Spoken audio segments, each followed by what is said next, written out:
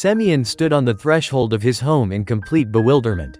He was least concerned about the unpleasant sounds coming from his bedroom. His wife was clearly not alone. But he was only thinking about Tara. Where is she now? What happened to her? Semyon's mind was a chaotic mess. He entered the bedroom and silently stood in the doorway.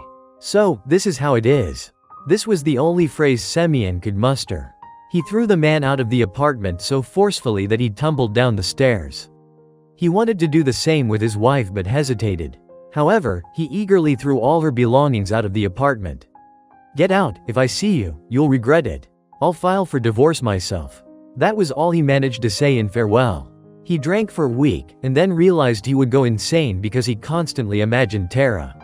Now he was only thinking about one thing. Could she be alive? This thought was the only thing that made him stop drinking. He started his car and drove to the area where he had gotten rid of Tara. He questioned people, but no one had seen a dog that looked like hers. How could I? Why didn't I get rid of that creature from my life as soon as she said we needed to get rid of Tara? How could I even want children with her? I became a traitor because of her. He pondered this thought for a long time and then realized that no, it wasn't because of her. All his life, as far back as he could remember, he had two dreams. He wanted a strong, close-knit family with lots of children and a dog. Dogs had always been a part of Semyon's life, but he never managed to have a strong, close family. Now his third marriage had fallen apart, and in the end, he had neither a dog nor children. He had taken Tara in as a puppy, even before he met Clara. He immediately noticed that the woman did not love Tara, she merely tolerated her presence. He should have assessed everything back then and understood with whom he decided to tie his life, but he was like in a fog, as if he had been enchanted. Clara began to blackmail him, saying that if there was a dog in the house, they would have no children. Now he understood that she never intended to have children. He just stared into the void, realizing that his friend was no longer by his side, and he had destroyed her. If only he could find Tara, if only she were alive, he would kneel before his dog and beg for forgiveness. But it seemed it was already too late. A month ago, Tatiana was returning from the city to her native village after a long workday. It was pouring rain, and a huge traffic jam had formed at the exit. Tatiana stared out the window as usual and suddenly noticed some strange movement between the cars. A beautiful white dog was darting around, completely disoriented. Poor dog, the girl thought. She will definitely get hit by a car or catch a cold. At one point, the traffic jam came to a halt, and the dog aligned with her car, and Tatiana suddenly opened the passenger door. She quietly called the dog. An hour later, Tatiana was driving home to her house on the outskirts of the village with her new companion. "Where did you come from on the highway? Such a beauty?" the girl lamented, pouring the dog a bowl of hearty chicken soup. "What is your name, and where is your owner? Are you lost, or were you abandoned?" She had so many questions and not a single answer. The dog looked at the girl with her surprisingly sad eyes.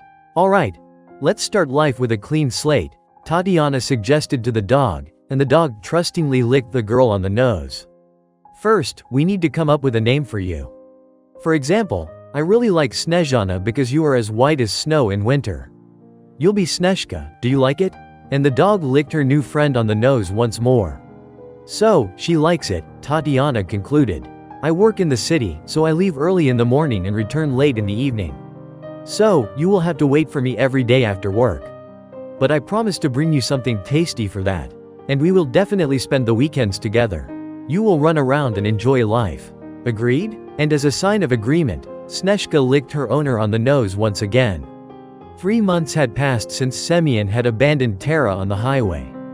At work, the boss looked at the completely exhausted man, and after finding out that he had caught his wife with another man, he suggested that he take a month off. Go somewhere out of town, spend some time in the fresh air, breathe in the purity and beauty of nature. "Here are the keys to my dacha. Just don't do anything foolish," he warned. The boss hinted at drinking or suicide. "I can't be more foolish, I've done everything I could," Semyon replied indifferently, taking the keys. Tatiana woke up early in the morning.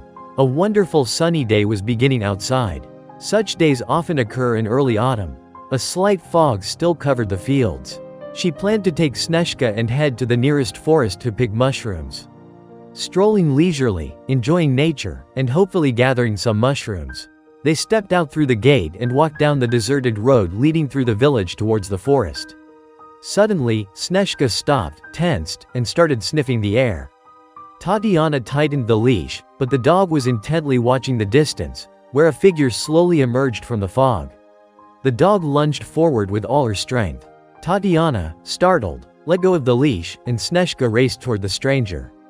The girl only saw the man kneel before the dog and hug her around the neck. "What are you doing?" was all Tatiana could say as she approached this strange man. Semyon hugged his beloved Tara tightly. "I'm atoning for my sins. Maybe this way I'll survive." Tears streamed down his face. He told Tatiana everything, and she also began to cry. After this meeting, Semyon and Tatiana started to communicate, and soon they had a child. And their beloved Tara became the main nanny.